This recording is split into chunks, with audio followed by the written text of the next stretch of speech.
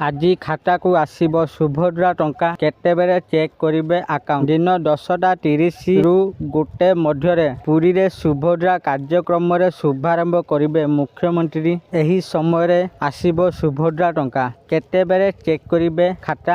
ଆସନ୍ତୁ ଆଜି ଆମେ ଏହି ଭିଡ଼ିଓ ମାଧ୍ୟମରେ ଜାଣିବା। ତେଣୁ ଭିଡ଼ିଓକୁ ଆରମ୍ଭ କରିବା ପୂର୍ବରୁ ଆପଣ ସମସ୍ତଙ୍କୁ ଅନୁରୋଧ, ଯେଉଁମାନେ ଏପର୍ଯ୍ୟନ୍ତ ଆମ ଚ୍ୟାନେଲକୁ ସବସ୍କ୍ରାଇବ୍ କରିନାହାନ୍ତି, ଆପଣମାନେ ଏବେ ହିଁ ଆମ ଚ୍ୟାନେଲକୁ ସବସ୍କ୍ରାଇବ୍ କରନ୍ତୁ। ଆଉ ଏହି ଭିଡ଼ିଓକୁ ବହୁତ ମାତ୍ରାରେ ଲାଇକ୍, ସେୟାର, କମେଣ୍ଟ କରନ୍ତୁ। ତେବେ ଚାଲନ୍ତୁ ଡେରି ନ କରିକି ଆଜିର ଏହି ଭିଡ଼ିଓଟିକୁ ଆରମ୍ଭ କରିବା। ଆଜି ମିଳିବ ସୁଭଦ୍ରା ଚତୁର୍ଥ କିସ୍ତି ଅର୍ଥ। 1,02,12,665 ମହିଳାଙ୍କ ଆକାଉଣ୍ଟକୁ ଯିବ 5,000 ଲେଖାଏଁ ଟଙ୍କା। ଏକକାଳୀନ 5,000 କୋଟିରୁ ଅଧିକ ଟଙ୍କା ସୁଭଦ୍ରା ହିତାଧିକାରୀଙ୍କ ବ୍ୟାଙ୍କ ଆକାଉଣ୍ଟକୁ ଯିବ। ଗ୍ରିଭେନ୍ସ ପୋର୍ଟାଲରେ ଆସିଥିବା ଅଭିଯୋଗରୁ 36,385 ଜଣ ପାଇବେ ସୁଭଦ୍ରା ଟଙ୍କା। ପୁରୀର ତାଳବଣିଆ ଠାରେ ଆୟୋଜନ ହେବ ବିଶାଳ କାର୍ଯ୍ୟକ୍ରମ। ମୁଖ୍ୟମନ୍ତ୍ରୀଙ୍କ ଉପସ୍ଥିତିରେ ମିଳିବ ସୁଭଦ୍ରା ଟଙ୍କା।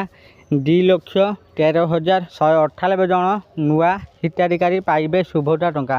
ଏପ୍ରିଲ ମାସରେ ଯାହାକୁ 21 ବର୍ଷ ହେବ ସେମାନେ ଆବେଦନ କରିବେ। 60 ବର୍ଷ ହେବା ପରେ ତାଙ୍କ ନାଁ ପେନ୍ସନ୍ ଆକାଉଣ୍ଟକୁ ଚାଲିଯିବ। ଅନ୍ତର୍ଜାତୀୟ ମହିଳା ଦିବସ ଉପଲକ୍ଷେ ପୁରୀରେ ଏହି ବିଶାଳ କାର୍ଯ୍ୟକ୍ରମରେ ମୁଖ୍ୟମନ୍ତ୍ରୀ, 2 ଉପମୁଖ୍ୟମନ୍ତ୍ରୀ, ପୁରୀ ସାଂସଦ ଓ ଜଗତସିଂହପୁର ସାଂସଦଙ୍କ ସହ ପୁରୀର 5 ଜଣ ବିଧାୟକ ଯୋଗ ଦେବେ। ଦିନ 10:30 ରୁ 1 ଯାଏଁ ଏହି କାର୍ଯ୍ୟକ୍ରମ ହେବ। ମୁଖ୍ୟମନ୍ତ୍ରୀ ପାଇଁ ପୋଲିସ ତରଫରୁ କଡ଼ା ସୁରକ୍ଷା ବ୍ୟବସ୍ଥା କରାଯାଇଛି। ତାଳବଣିଆରେ ଆୟୋଜିତ ସ୍ଥାନକୁ ଯିବା ଆସିବା ସହ ସିକ୍ୟୁରିଟି ଆକ୍ସେସ୍ କଣ୍ଟ୍ରୋଲକୁ ଗୁରୁତ୍ୱ ଦିଆଯାଇଛି। ସେପଟେ 10,000 ମହିଳା ହିତାଧିକାରୀ ଯୋଗ ଦେବା ସହ ମୁଖ୍ୟମନ୍ତ୍ରୀ, ଉପମୁଖ୍ୟମନ୍ତ୍ରୀ ଓ ଅନେକ ମନ୍ତ୍ରୀ ଯୋଗ ଦେବେ। ସେପଟେ ସୁଭଦ୍ରା ଯୋଜନାରେ ସ୍ୱାବଲମ୍ବୀ ହୋଇଥିବା ମହିଳାମାନଙ୍କୁ ସମ୍ବୋଧିତ କରିବେ ମୁଖ୍ୟମନ୍ତ୍ରୀ। ଆଶା କରୁଛି ଆପଣମାନଙ୍କୁ ଆଜିର ଏହି ଭିଡ଼ିଓଟି ନିଶ୍ଚିତ ଭାବରେ ଭଲ ଲାଗିଥିବ। ଆଉ ଆପଣମାନେ ଭିଡ଼ିଓ ଦେଖି ସବୁକିଛି ବୁଝିଯାଇଥିବେ। ଯଦି ଆପଣମାନଙ୍କୁ ସୁଭଦ୍ରା ଟଙ୍କା ମିଳୁଛି, ଆପଣମାନେ କମେଣ୍ଟ କରିକି ଜଣାନ୍ତୁ। କେଉଁମାନଙ୍କୁ ମିଳିଲା, କେଉଁମାନଙ୍କୁ ମିଳିନାହିଁ, ତ ଆପଣମାନେ କମେଣ୍ଟ କରି ଜଣାନ୍ତୁ। ଭିଡ଼ିଓ ଭଲ ଲାଗିଲେ ଭିଡ଼ିଓକୁ ବହୁତ ମାତ୍ରାରେ ଲାଇକ୍, ସେୟାର, କମେଣ୍ଟ କରନ୍ତୁ।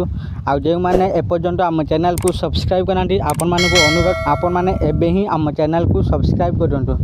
ଆଜି ପାଇଁ ଏତିକି, ପୁଣି ଦେଖା ହେବ ଆଉ ଏକ ନୂଆ ଭିଡ଼ିଓରେ। ସେତେ ପର୍ଯ୍ୟନ୍ତ ମୁଁ ଦୀପୁ ଆପଣମାନଙ୍କଠାରୁ ବିଦାୟ ନେଉଛି। ରହୁଛି, ଧନ୍ୟବାଦ।